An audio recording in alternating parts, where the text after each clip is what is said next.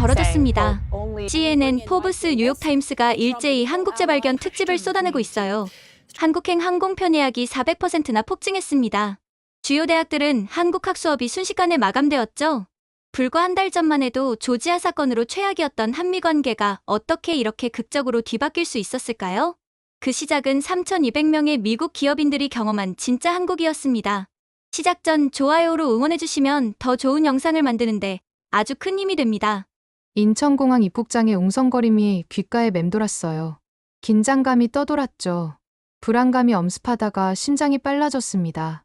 저를 포함한 3,200명의 미국인들이 한꺼번에 도착했으니 아마도 역대급 혼란이 빚어질 거라 예상했어요. 하지만 놀랍게도 입국 심사는 10분 만에 끝났죠. 이게 가능해? 옆에서 조나단이 중얼거렸습니다.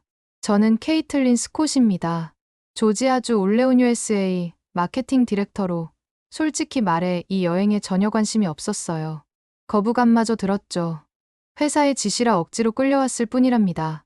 여행 전부터 주변에서는 지금 그 나라에 왜 가냐는 말이 빗발쳤어요. 특히 조지아 구금 사건 이후 한국에 대한 미국 내 여론은 최악이었으니까요. 거기 가지 마. 위험해. 오빠가 단호하게 말했습니다. 그는 조지아 구금 사건 항해 시위에 직접 참여한 사람이었어요. 조지아 공장에서 한국인들이 불법 체류자라며 317명이나 구금됐어. 인종차별이라고 한국 언론들이 난리던데. 저는 뉴스를 봤어요. 한국 방송은 동맹에 대한 배신이라 했고, 미국 언론은 이민법 단속의 일환이라 했죠. 사실이 어떤지는 알 수 없었지만 분위기만은 심상치 않았답니다. 이번 출장 꼭 가야 해? 지금은 타이밍이 안 좋은데. 동료 마이클이 걱정스럽게 물었어요. 저도 불안했죠. 한국은 제게 그저 삼성과 현대의 나라, 김치와 케이팝의 나라일 뿐이었습니다. 아니, 솔직히 최근에는 조지아에서 우리 사람들을 괴롭힌 나라라는 이미지가 더 강했어요. 출발 전날 밤, 구글에 한국 안전한가요? 라고 검색했답니다. 검색 결과는 여전히 조지아 구금 사건으로 뒤덮여 있었어요. 기내에서 한국 사람들이라고 검색했을 때도 마찬가지였죠. 하지만 이런 불안과 편견을 안고 시작한 여행이 제 인생을 바꿀 줄은 몰랐어요.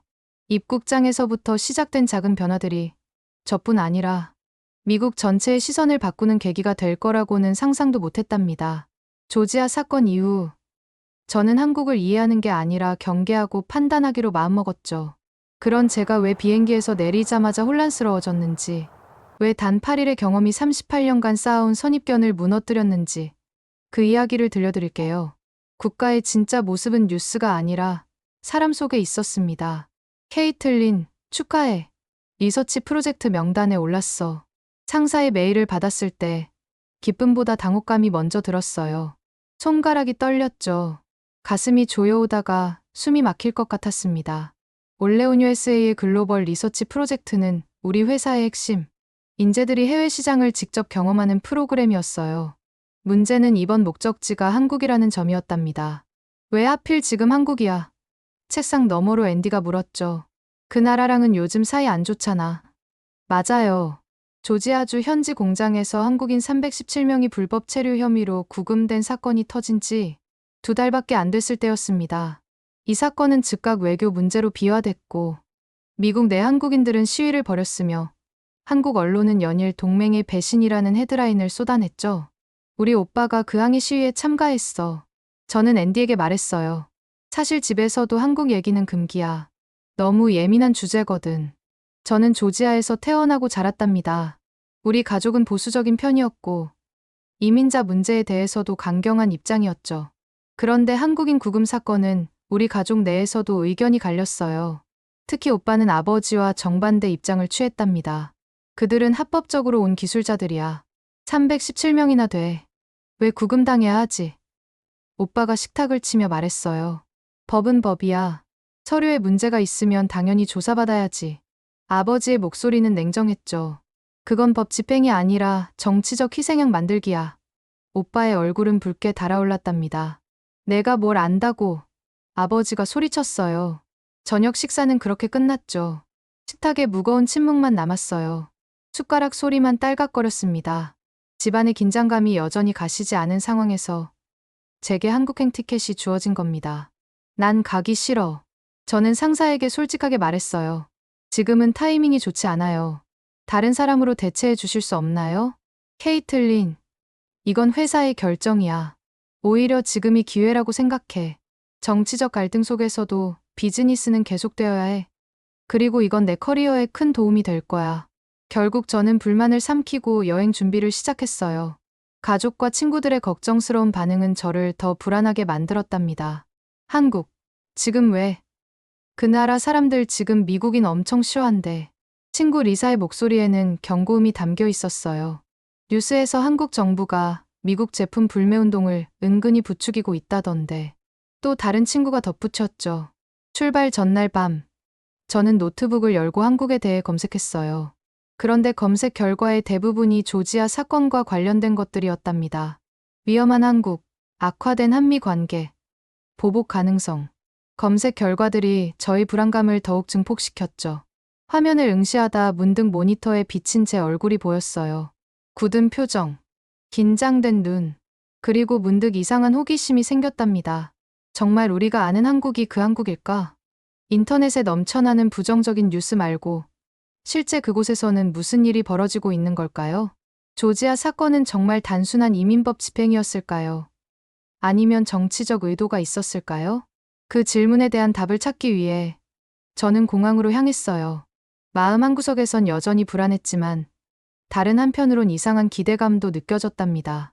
어쩌면 이 여행이 제게 새로운 시각을 줄지도 모른다는 생각이 들었거든요. 출국장에서 만난 다른 참가자들의 표정도 저와 비슷했어요. 걱정, 경계심, 그리고 희미한 호기심이 뒤섞인 표정이었죠. 정치가 아니라 사람을 보러 가는 거야. 옆자리에 낯선 여성이 말했어요. 나중에 알게 된 사브리나였죠. 뉴스는 항상 갈등만 부각시키잖아. 그녀의 말이 제 마음에 작은 파문을 일으켰답니다.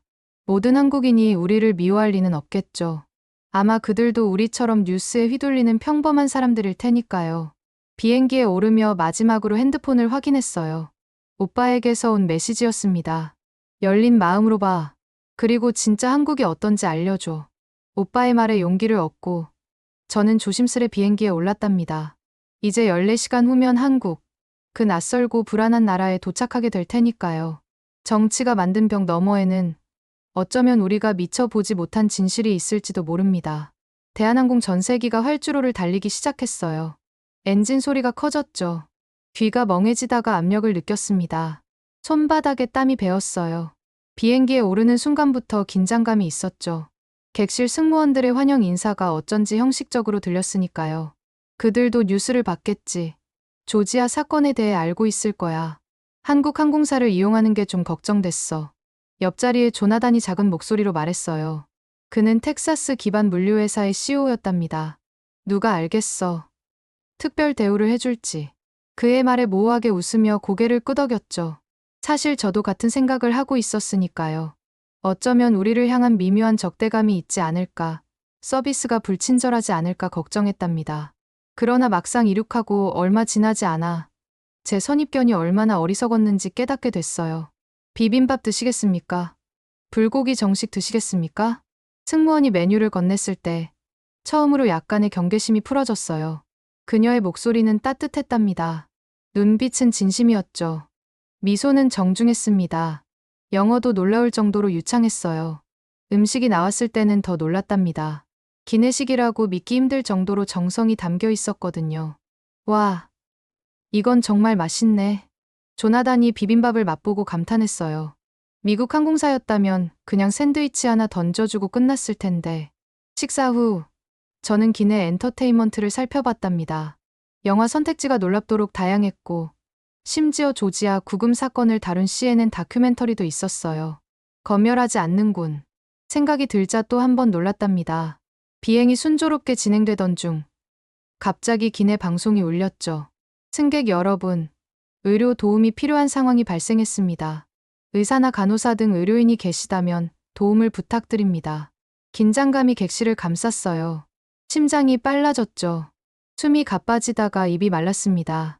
몇 자리 뒤에서 노인 한 분이 호흡곤란을 겪고 있는 게 보였어요. 제 옆에 앉아있던 사브리나가 벌떡 일어났답니다. 제가 간호사입니다. 그녀가 소리쳤어요.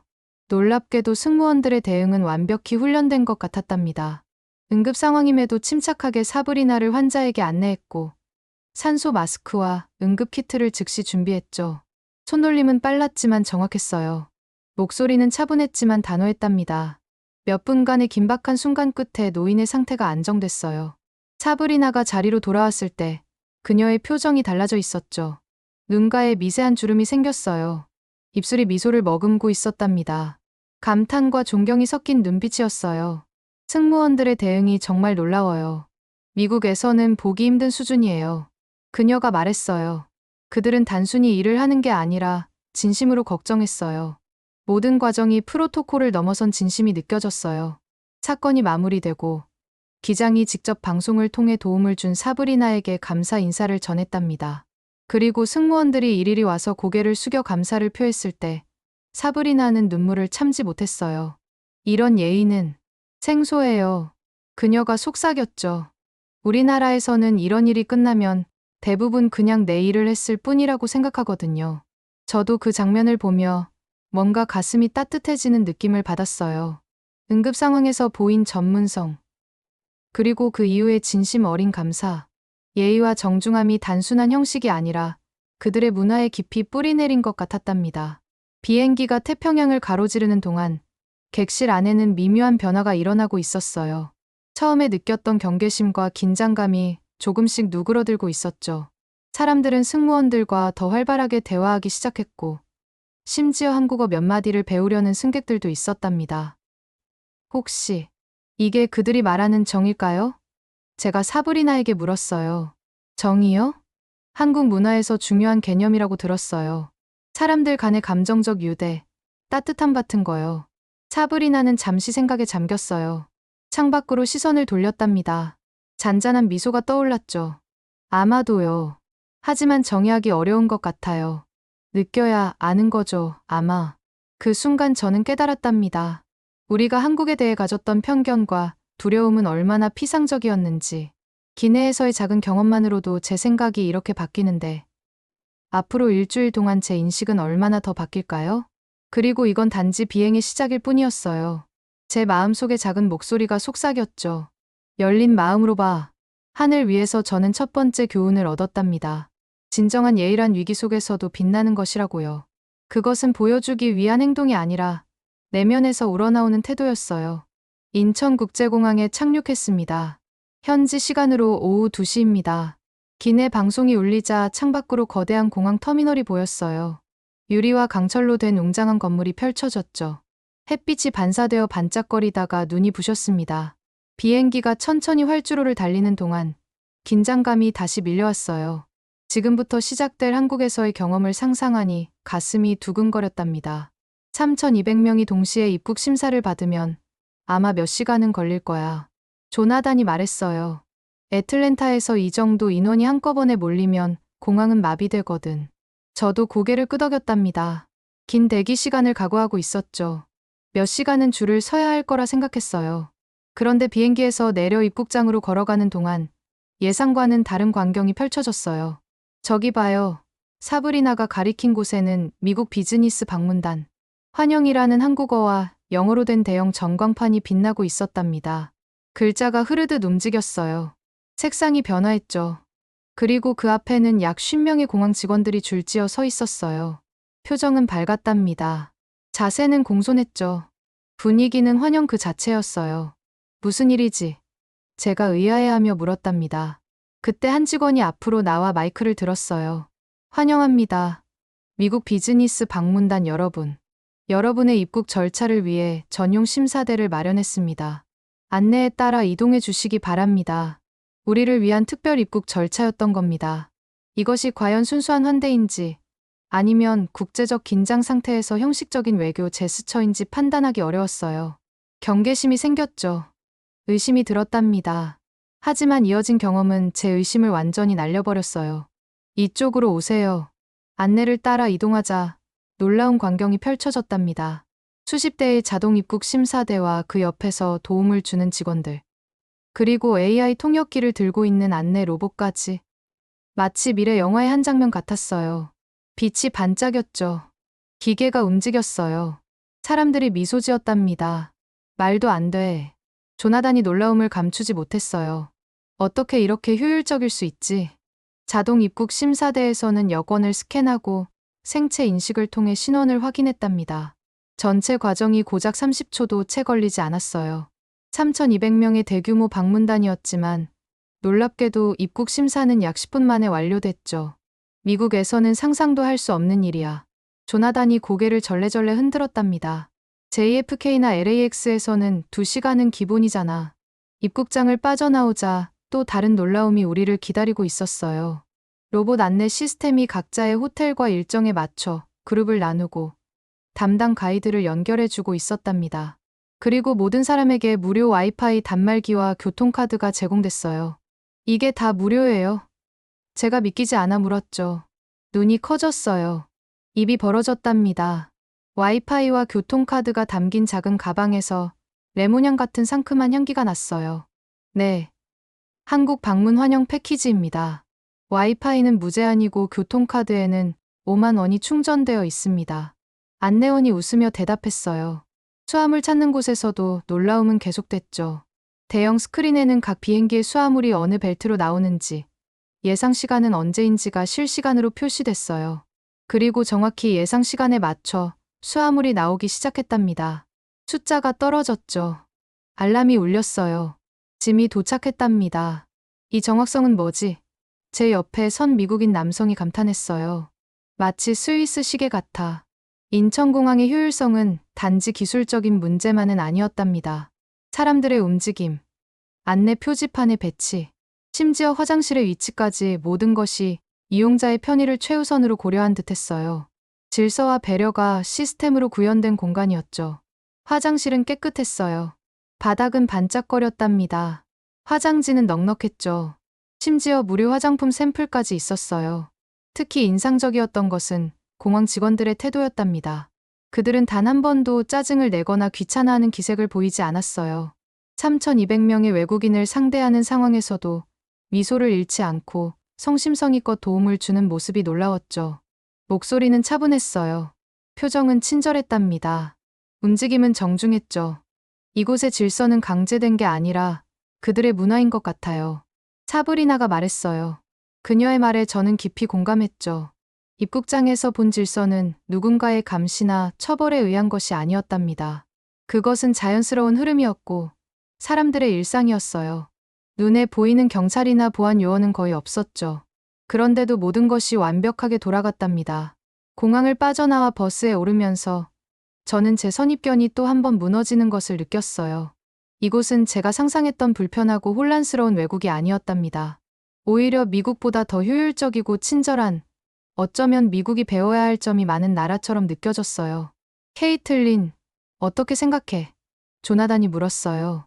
아직 한국에 온 지 1시간도 안 됐는데 벌써 내 생각이 바뀌고 있어. 제가 솔직하게 답했답니다. 버스가 서울로 향하는 고속도로에 오르자 창밖으로 한강과 빽빽한 고층 건물들이 보였어요. 그리고 제 마음속에는 새로운 질문이 생겼죠. 이 나라에 대해 우리가 얼마나 모르고 있었을까? 효율과 배려가 공존하는 나라. 그것이 제가 인천공항에서 발견한 첫 번째 한국의 모습이었습니다. 시스템의 차가운 효율성과 사람의 따뜻한 배려가 완벽한 균형을 이루고 있었어요. 서울의 첫날은 예상보다 훨씬 바빴어요. 호텔 체크인부터 시작해 간단한 오리엔테이션, 비즈니스 미팅까지. 시간이 빠르게 지나갔죠. 연속된 일정에 몸이 피곤했어요. 정신은 흥분되었답니다. 하지만 모든 일정이 끝나고 우리를 기다리고 있던 것은 특별한 이벤트였어요. 바로 뚝섬 한강공원에서 열리는 드론 라이트쇼였습니다. 뭐가 그리 대단하다고 특별 일정으로 넣은 거지? 버스에서 조나단이 투덜거렸죠. 그냥 불빛 몇 개 아닌가? 저도 비슷한 생각이었어요. 라스베이거스나 뉴욕에서도 화려한 쇼는 많이 봐왔으니까요. 버스 창밖으로 서울의 야경이 흘러갔답니다. 네온 사인이 반짝였어요. 간판이 빛났죠. 하지만 한강변에 도착했을 때 우리의 생각은 완전히 바뀌었습니다. 한강변은 이미 수많은 사람들로 가득 차 있었어요. 인파가 물결처럼 움직였죠. 웅성거림이 들렸어요. 공기가 설렘으로 진동했답니다. 가이드의 설명에 따르면 약 2만 명이 모여 있다고 했죠. 그런데 놀라운 건 그 엄청난 인파에도 불구하고 현장이 질서정연하다는 점이었습니다. 이렇게 많은 사람들이 모였는데 어떻게 이렇게 조용할 수 있지? 사브리나가 놀라움을 감추지 못했어요. 미국이었다면 이미 소리 지르고 밀치고 있을 텐데. 아이들은 부모의 손을 꼭 잡고 있었고, 청년들은 노인들에게 자리를 양보하고 있었으며, 누구도 새치기를 하거나 소리를 지르지 않았답니다. 심지어 음식을 먹은 후에는 각자 자신의 쓰레기를 작은 봉투에 담아 챙기는 모습까지 보였어요. 이런 문화라니 믿기 힘들어요. 옆에 서 있던 한국계 미국인 제이미가 말했죠. 그는 이번 여행에서 우리 팀의 통역사 역할을 맡고 있었답니다. 저도 한국에 몇 번 와봤지만 이런 대규모 행사에서의 시민의식은 항상 놀라워요. 드론쇼가 시작되기 전 간단한 안내 방송이 나왔어요. 영어와 한국어로 번갈아 안내했고 특히 외국 방문객들을 위한 배려가 느껴졌답니다. 여성의 목소리는 부드러웠어요. 영어 발음은 정확했죠. 안내는 명료했습니다. 여러분의 안전과 쾌적한 관람을 위해 협조 부탁드립니다. 오늘 드론쇼는 넷플릭스 애니메이션 K-팝 데몬 헌터스의 캐릭터와 서울의 랜드마크를 주제로 합니다. 그리고 마침내 쇼가 시작됐어요. 한강 위로 수백 개의 드론이 떠올랐죠. 불빛이 어둠을 가르며 솟아올랐답니다. 마치 별들이 춤추는 것 같았어요. 공기가 진동했습니다. 그것들이 모여 거대한 태극기를 형성했을 때 관중들 사이에서 탄성이 흘러나왔답니다. 그리고 이어서 남산타워, 경복궁, 청담대교 등 서울의 랜드마크가 하늘에 그려졌어요. 선이 그려졌죠. 색이 입혀졌어요. 형태가 완성됐답니다. 이게 가능해. 조나단이 입을 다물지 못했어요. 드론이 몇 개야? 2,000대요. 제이미가 대답했죠. 한국은 드론쇼 기술이 세계 최고 수준이에요. 하늘에 그려진 이미지들은 단순한 윤곽선이 아니었답니다. 마치 살아 움직이는 듯한 입체감과 색감을 가지고 있었죠. 특히 넷플릭스 애니메이션 캐릭터들이 하늘에서 춤을 추는 장면은 압권이었어요. 캐릭터가 뛰었죠. 돌았답니다. 웃었어요. 마치 실제로 살아있는 것처럼 보였습니다. 와, 저 정밀도. 사브리나가 감탄했죠. 각각의 드론이 몇 센티 오차도 없이 움직이고 있어요. 드론들은 때로는 폭포처럼 쏟아지고 때로는 용처럼 강을 가로질렀답니다. 음악과 완벽하게 동기화된 움직임은 마치 하늘이 살아있는 캔버스가 된 듯했죠. 베이스 소리가 가슴을 울렸어요. 멜로디가 귀를 감쌌답니다. 불빛이 눈을 사로잡았어요. 가장 인상적이었던 순간은 피날레였어요. 2,000대의 드론이 모두 모여 지구본 형태를 만들었고 그 위에 한국과 미국이 강조되었죠. 그리고 두 국가 사이에 하트 모양이 그려졌을 때 모인 사람들 모두가 박수를 쳤답니다. 심장이 뛰었어요. 목이 메었죠. 눈물이 났답니다. 이것 봐. 제이미가 감동에 젖은 목소리로 말했어요. 정치적 갈등 속에서도 문화는 사람들을 연결하고 있어요. 그 순간 저는 제 눈에서 눈물이 흘러내리는 것을 느꼈답니다. 왜 우는지 저도 정확히 알 수 없었죠. 아름다움 때문일까요? 아니면 제가 가졌던 편견이 무너지는 감각 때문일까요? 뺨이 젖었어요. 코가 시큰거렸죠. 가슴이 따뜻해졌어요. 쇼가 끝난 후에도 사람들은 질서정연하게 자리를 떠났답니다. 더 놀라운 건 많은 사람들이 자발적으로 쓰레기를 줍고 있었다는 점이었어요. 아무도 시키지 않았는데도 그들은 자연스럽게 주변을 정리했죠. 저기 봐요. 사브리나가 가리킨 곳에는 한 노부부가 작은 봉지를 들고 다른 사람들이 흘린 쓰레기까지 정리하고 있었답니다. 허리는 구부러졌지만 동작은 부지런했죠. 나이는 많았지만 눈빛은 밝았어요. 왜 저러시는 거죠? 청소부도 아닌데. 제가 물었어요. 제이미가 미소를 지으며 설명했죠. 한국에서는 공공장소를 내 집처럼 생각하는 문화가 있어요. 내가 사용한 공간은 내가 깨끗하게라는 마음이죠. 버스로 돌아가는 길, 우리 모두는 묘한 침묵에 잠겼답니다. 아마도 각자 자신의 생각을 정리하고 있었겠죠. 머릿속은 복잡했어요. 가슴은 뜨거웠답니다. 눈은 반짝거렸죠. 조지아에 있는 가족들에게 이걸 어떻게 설명해야 할지 모르겠어. 제가 마침내 입을 열었답니다. 그들은 한국을 완전히 다르게 생각하고 있으니까. 그냥 진실을 말해. 조나단이 평소와 다른 차분한 목소리로 말했죠. 우리가 봤던 것, 우리가 느꼈던 것. 그날 밤, 호텔 창문으로 서울의 야경을 바라보며 저는 깨달았어요. 한국은 단순히 기술이 발전한 나라가 아니었답니다. 그것은 기술과 인간성, 효율과 배려가 공존하는 나라였죠.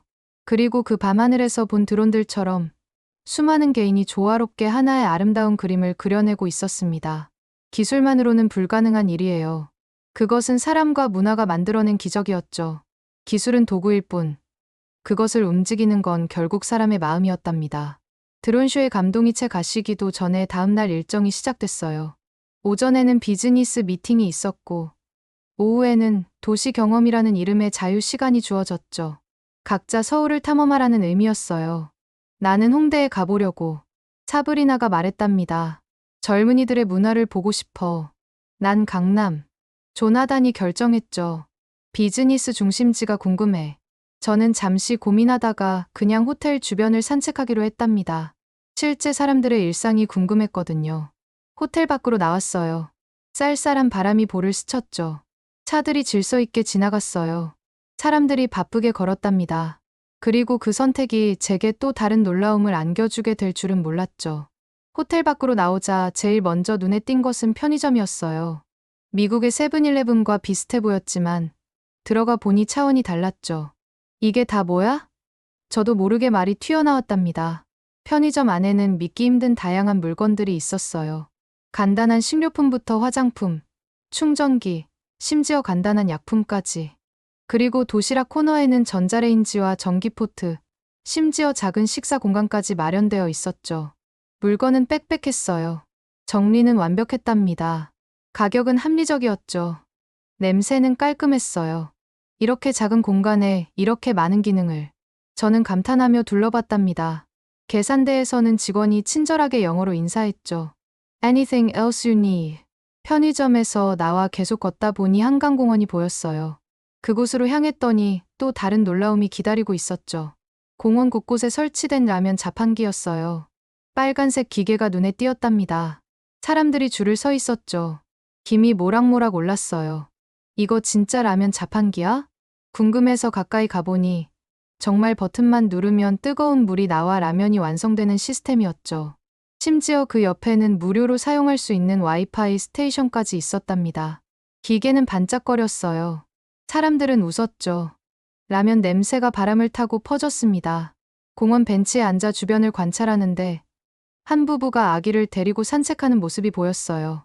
갑자기 비가 내리기 시작하자 놀랍게도 공원 곳곳에서 무료 우산 대여함이 올라왔죠. 그 부부는 자연스럽게 우산을 대여받아 아기를 비에서 보호했어요. 빗방울이 떨어졌죠. 우산이 펼쳐졌어요. 아기는 안전했답니다. 이런 세심함이라니. 저는 감탄했죠. 그때 저도 비를 피해야 했는데 어디로 가야 할지 몰라 당황했답니다. 머리가 젖기 시작했어요. 옷이 축축해졌죠. 어깨가 움츠러들었어요. 그 모습을 본 젊은 부부가 다가왔답니다. Do you need help? 여성이 유창한 영어로 물었어요. We can guide you to the shelter. 그들은 저를 근처 지붕이 있는 휴게소로 안내했고 심지어 제 옷이 젖었는지 걱정까지 해주었죠. 티슈를 건넸어요. 물을 권했답니다. 앉을 자리를 내주었어요. 왜 이렇게 친절하게 도와주시는 거예요? 제가 궁금해서 물었답니다. 남성이 수줍게 웃으며 대답했어요. We were helped when we visited New York last year. Just returning the favor. 그들의 친절함에 감사를 표하고 대화를 나누다 보니 비가 그쳤답니다. 작별 인사를 하고 다시 호텔 방향으로 걸어가는데 길을 건너던 중 또 한 가지 놀라운 장면을 목격했어요. 횡단보도에서 노인이 천천히 걷고 있었는데 신호가 바뀌려고 했죠.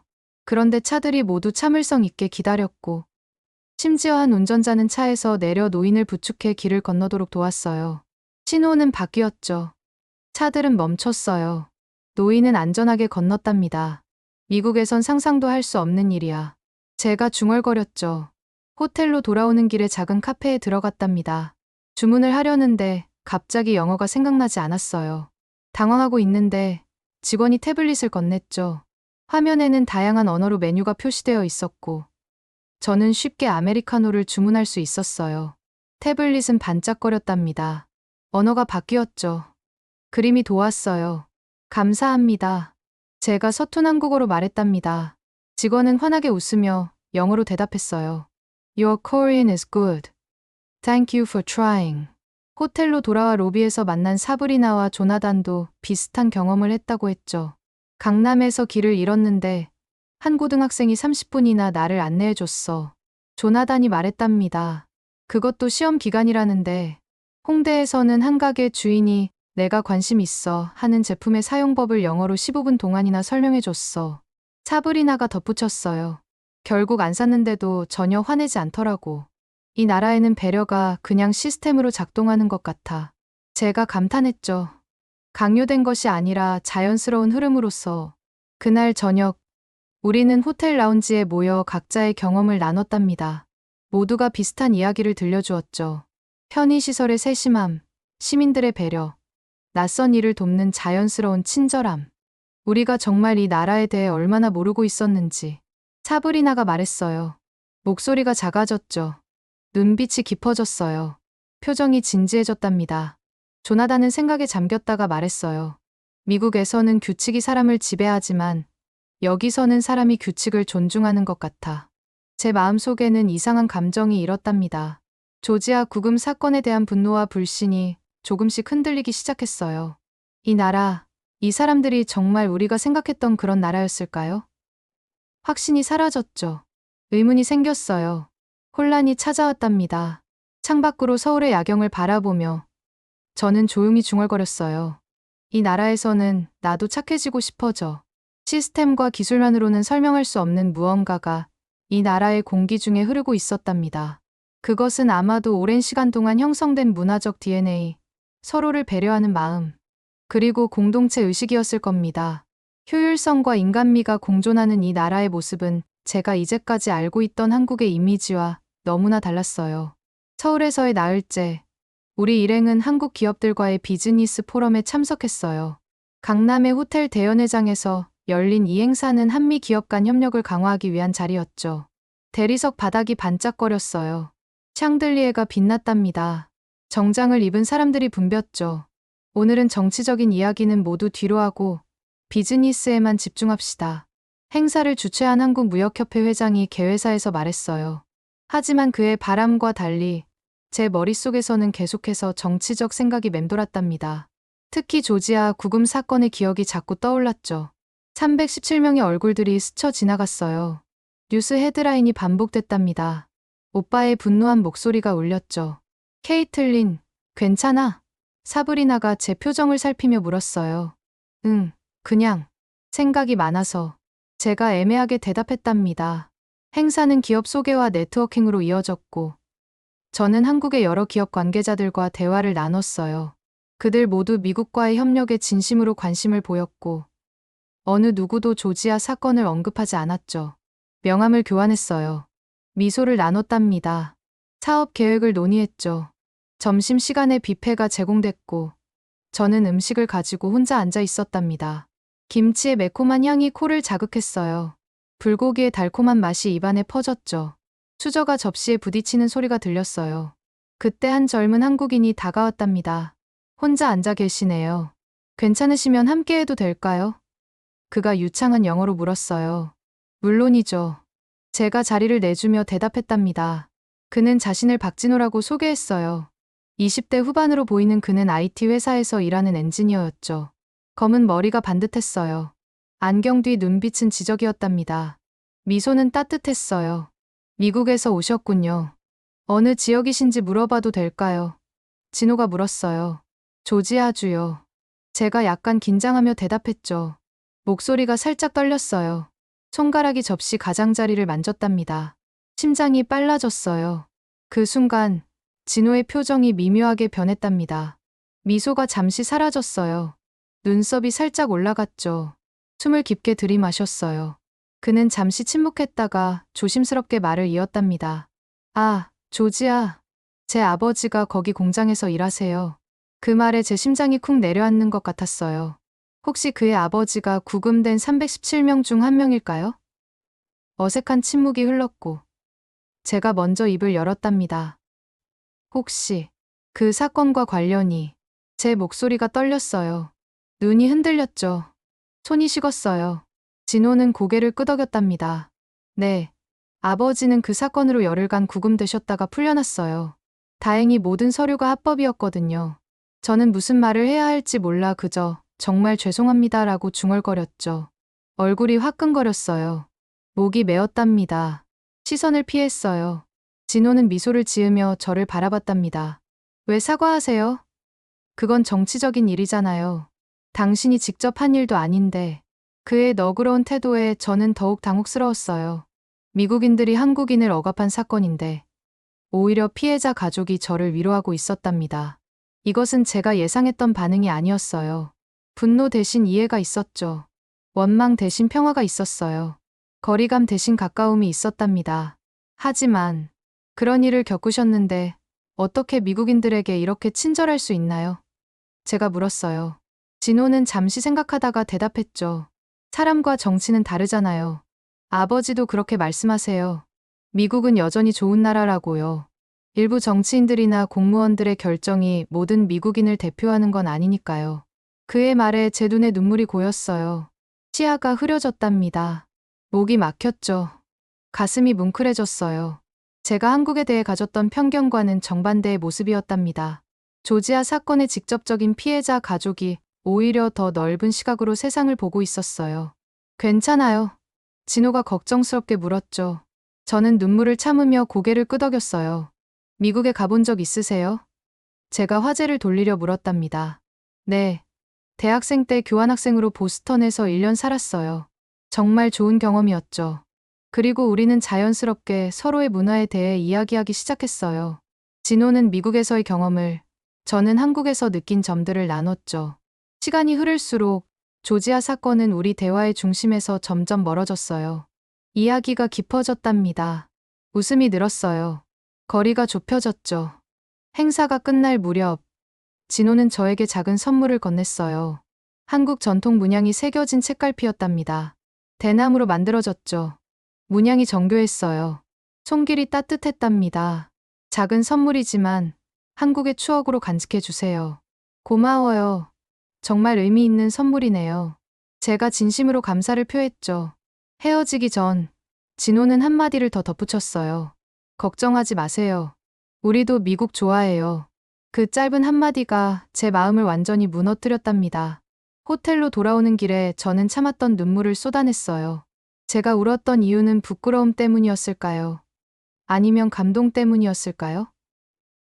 아마 둘 다였을 겁니다. 부끄러움은 제가 가졌던 편견 때문에, 감동은 진호와 그의 가족이 보여준 넓은 마음 때문에. 그날 밤, 저는 오빠에게 긴 메시지를 보냈어요. 진호와의 만남, 그리고 제가 느낀 점들을 솔직하게 털어놓았죠. 오빠, 여기서 만난 사람들은 우리가 생각했던 것과 완전히 달라. 그들은 조지아 사건을 정치적인 문제로 보고 있고, 미국인 전체를 미워하지 않아. 오히려 이해하려고 노력하고 있어. 내가 얼마나 편협했는지 깨닫게 됐어. 오빠의 답장은 간단했답니다. 난 알고 있었어. 그래서 내가 직접 가서 보길 바랐던 거야. 창밖으로 서울의 야경을 바라보며 저는 제 안에서 무언가가 변하고 있음을 느꼈어요. 조지아 사건을 바라보는 시각, 한국이라는 나라에 대한 인식, 그리고 무엇보다 사람을 판단하는 방식이 달라지고 있었죠. 진정한 국제관계는 정치가 아닌 사람과 사람 사이의 이해에서 시작됩니다. 오늘 저는 그 소중한 진실을 깨달았어요. 개인의 마음이 열릴 때 국가 간의 벽도 허물어질 수 있다는 것을. 마지막 날 일정이 모두 끝나고 저녁에는 한강변에서 작별 파티가 열렸어요. 따뜻한 5월의 밤, 서울의 마지막을 장식하는 자리였죠. 강바람이 솔솔 불었어요. 음악이 은은하게 흘렀답니다. 야경이 반짝거렸죠. 그동안의 경험이 주마등처럼 스쳐 지나갔어요. 인천공항의 질서정연함, 드론쇼의 감동, 시민들의 배려, 그리고 진호와의 만남까지. 여러분, 환영합니다. 행사 진행자가 마이크를 들고 말했어요. 오늘은 특별한 손님들이 준비한 깜짝 이벤트가 있습니다. 무대 위로 올라온 것은 한국 초등학생들이었답니다. 그들은 영어로 준비한 환영 노래를 불렀고, 마지막에는 우리는 친구라는 메시지를 담은 피켓을 들어올렸죠. 아이들의 목소리는 맑았어요. 표정은 진지했답니다. 몸짓은 귀여웠죠. 순수한 아이들의 모습에 많은 미국인들이 감동의 박수를 보냈어요. 정치는 어른들의 일이지만 우정은 나이를 초월하는 법이죠. 사브리나가 속삭였어요. 파티는 자유롭게 진행됐답니다. 한국 음식을 맛보고 전통 공연을 관람하고 한국인 참가자들과 대화를 나누는 시간이었어요. 음식은 풍성했죠. 대화는 활발했어요. 웃음소리가 넘쳤답니다. 저는 한쪽에 마련된 한국 문화 체험 코너에 가보았어요. 안녕하세요. 한국 전통 편지지에 메시지를 써보세요. 한복을 입은 여성이 안내했죠. 그곳에는 아름다운 한지와 붓, 그리고 여러 세계먹이 준비되어 있었어요. 한지는 부드러웠죠. 붓은 가벼웠어요. 향이 은은했답니다.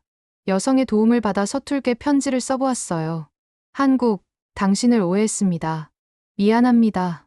누구에게 쓰는 편지인가요? 여성이 물었죠. 그냥, 이 나라예요. 제가 솔직하게 대답했어요. 그때 놀랍게도 그녀는 제 손을 잡고 미소를 지었답니다. 손은 따뜻했어요. 눈빛은 진심이었죠. 목소리는 부드러웠어요. 우리도 미국을 사랑해요. 사람들은 서로 이해할 수 있어요. 언제나. 그 순간 또 다시 눈물이 차올랐답니다. 이번 여행에서 이렇게 자주 울게 될 줄은 몰랐어요. 감정이 복받쳤죠. 가슴이 뜨거웠어요. 말이 나오지 않았답니다. 한강변으로 나가 잠시 혼자만의 시간을 가졌어요. 강을 비추는 도시의 불빛들이 물결 위에서 춤추고 있었답니다. 강물은 검게 흘렀죠. 바람은 시원했어요. 마음은 따뜻했답니다. 그때 누군가 옆에 다가와 섰어요. 제임이었죠. 생각이 많아 보여요. 그가 말했어요. 네, 정리할 게 많네요. 제가 대답했답니다. 어떤 점이 가장 인상적이었어요? 제이미가 물었죠. 저는 깊게 생각한 후 대답했어요. 사람들이요. 기술도, 음식도, 도시도 좋았지만 결국 사람들이었어요. 나를 이방인이 아닌 손님으로 대해준 그 마음이 가장 기억에 남을 것 같아요. 제이미는 고개를 끄덕였답니다. 저도 비슷한 경험을 했어요. 한국계 미국인으로서 항상 어디에도 완전히 속하지 못한다고 느꼈거든요. 그런데 이번 여행에서 저는 제 뿌리를 다시 발견했어요. 드론쇼에서 울었던 이유가 바로 그거였죠. 우리는 잠시 침묵 속에서 야경을 바라보았어요. 별이 떠올랐죠. 강물이 일렁였어요. 마음이 잠잠해졌답니다. 그때 한국인 시민들이 다가왔어요. 그들은 각자 작은 종이를 들고 있었죠. 이게 뭐죠? 제가 물었어요. 여러분에게 드리는 편지예요. 한 시민이 설명했답니다. 우리도 여러분에게 하고 싶은 말이 있어서요. 저는 조심스럽게 편지를 펼쳤어요. 영어로 쓰여진 짧은 메시지였죠. 미국인 친구에게. 당신의 방문은 우리에게 큰 기쁨이었습니다. 조지아 사건은 우리 모두에게 아픔이었지만 그것이 우리의 우정을 해치지는 못할 것입니다. 다시 만날 날을 기다립니다. 다시 한국 시민 김민수 드림. 다른 미국인들도 비슷한 편지를 받았고 모두 감동에 젖은 표정이었어요. 누군가는 울음을 터뜨렸고 또 다른 이는 한국인들을 포옹했답니다. 감정이 넘쳤죠. 눈물이 흘렀어요. 미소가 번졌답니다. 이런 걸 준비하셨다니. 저는 말을 잇지 못했어요. 우리가 어떻게 생각하는지 직접 전하고 싶었어요. 민수라는 이름의 시민이 설명했죠. 뉴스만으로는 진실을 알 수 없으니까요. 그날 밤 한강변에서는 아름다운 만남이 이어졌답니다. 정치적 갈등은 잊은 채 사람과 사람으로서 대화하고 웃고 때로는 함께 울기도 했어요. 언어는 달랐지만 마음은 통했죠. 국적은 달랐지만 웃음은 같았어요. 문화는 달랐지만 정은 하나였답니다. 파티가 끝나갈 무렵 저는 무대에 올라가 마이크를 잡았어요. 계획에 없던 일이었지만 말하지 않으면 후회할 것 같았죠. 다리가 떨렸어요. 심장이 뛰었답니다. 호흡이 빨라졌어요. 여러분, 저는 케이틀린 스콧입니다. 조지아주에서 왔습니다. 제 목소리가 떨렸어요. 솔직히 말씀드리면 저는 한국에 오기 전에 많은 편견을 가지고 있었습니다. 뉴스는 갈등만을 보여줬고 저는 그것을 모든 진실이라고 믿었습니다. 잠시 말을 멈추고 깊게 숨을 들이마셨죠. 하지만 이곳에서 저는 인간다움을 배웠어요. 뉴스가 보여주지 않은 이야기, 정치가 가리고 있던 진실을 보았죠. 국가 간의 갈등은 있을 수 있지만 사람 사이의 정과 배려는 그 어떤 정치적 장벽도 넘어설 수 있다는 것을요. 회장에는 잠시 침묵이 흘렀고 이어서 우렁찬 박수가 터져 나왔어요. 한국인들과 미국인들이 하나가 되어 박수를 치는 그 순간, 저는 평생 잊지 못할 장면을 목격했답니다. 울음이 터졌어요. 환호가 이어졌죠. 악수가 오갔어요. 호텔로 돌아가는 길, 사브리나가 제 손을 잡았어요. 케이틀린, 당신 말이 맞아요. 우리는 이곳에서 인간다움을 배웠어요. 그리고 이 경험은 우리의 삶을 바꿀 거예요. 마지막 밤, 저는 호텔 방 창가에 앉아 서울의 불빛을 바라봤답니다. 눈물이 흘러내렸어요. 이 여행은 단순한 비즈니스 트립이 아니었죠. 그것은 제 마음의 여행이었고, 저를 완전히 다른 사람으로 바꾸어 놓았답니다. 국가의 진정한 모습은 정치나 뉴스가 아니라 사람들의 가슴 속에 있었어요. 그리고 그 진실을 발견한 지금, 저는 조지아로 돌아가 모두에게 이 이야기를 들려주고 싶었죠. 편견의 벽을 허물고 서로를 이해하는 마음의 다리를 놓는 이야기를. 비행기가 애틀랜타 공항에 착륙했어요. 바퀴가 활주로에 닿았죠. 기체가 흔들렸어요. 제 마음도 요동쳤답니다. 한국을 떠난 지 14시간이 지났지만 제 마음은 여전히 서울의 한강변에 남아있는 것 같았어요. 입국장을 빠져나오자 오빠가 저를 기다리고 있었죠. 어땠어? 오빠가 물었어요. 말로는 표현할 수 없을 정도로 놀라웠어. 제가 대답했답니다. 집으로 가는 길, 저는 멈추지 않고 한국에서의 경험을 이야기했어요. 인천공항의 효율성, 드론쇼의 아름다움, 시민들의 배려, 진호와의 만남, 그리고 마지막 밤에 받은 편지까지. 말이 쏟아졌죠. 손짓이 커졌어요. 표정이 생동감 넘쳤답니다. 그래서 너의 생각이 바뀐 거구나. 오빠가 말했어요. 완전히. 이제 조지아 사건도 다른 시각으로 볼 수 있어. 317명의 구금 사건은 두 나라 사이의 불행한 오해였을 뿐이야. 집에 도착해 짐을 풀면서 저는 SNS에 짧은 글을 올렸어요. 나는 한국에서 사람을 봤고 미국을 다시 봤다. 샵한 국제 발견. 그리고 한국에서 찍은 사진 몇 장을 함께 올렸죠. 드론쇼, 한강, 그리고 마지막 파티에서 한국 시민들과 함께 찍은 사진이었어요. 사진 속 얼굴들은 빛났죠. 미소는 진실했어요. 눈빛은 따뜻했답니다. 다음 날 아침, 폰을 확인했을 때 저는 깜짝 놀랐어요. 제 게시물이 밤사이 폭발적으로 공유되었던 것입니다. 좋아요 수가 10만을 넘었고, 공유는 3만 번이 넘었어요. 알림이 계속 울렸죠. 댓글이 넘쳐났어요. 메시지가 쏟아졌답니다. 이게 무슨 일이지? 저는 당혹스러웠어요. 그날 오후, 한 지역 방송국에서 연락이 왔답니다. 그들은 제 이야기를 듣고 싶다고 했어요. 특히 조지아 사건 이후 한국에 대한 인식이 어떻게 바뀌었는지에 관심이 있다고 했죠. 카메라가 준비됐어요. 마이크가 설치됐답니다. 질문이 이어졌어요. 인터뷰는 생각보다 길었답니다. 저는 한국에서의 모든 경험을 솔직하게 이야기했어요. 처음에 가졌던 편견, 그리고 그것이 어떻게 바뀌었는지. 한국은 우리가 뉴스로 보는 것과는 완전히 다른 나라입니다. 그들의 기술력은 놀랍지만 더 놀라운 건 그 기술을 인간적으로 활용하는 방식이에요. 효율과 배려가 공존하는 나라죠. 그리고 제가 강조한 부분은 이것이었어요. 조지아 사건은 슬픈 일이었지만 그것이 두 나라 국민 전체의 관계를 규정해서는 안 됩니다.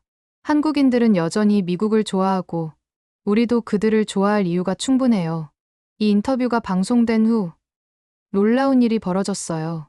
CNN에서 연락이 왔고 이어서 포브스, 뉴욕타임스 등 주요 언론들이 저에게 인터뷰를 요청했죠. 그들은 모두 한국 재발견 시리즈를 기획하고 있었답니다. 전화가 울렸어요. 이메일이 쏟아졌죠. 초청장이 도착했어요. 당신의 이야기가 많은 사람들의 공감을 얻고 있어요.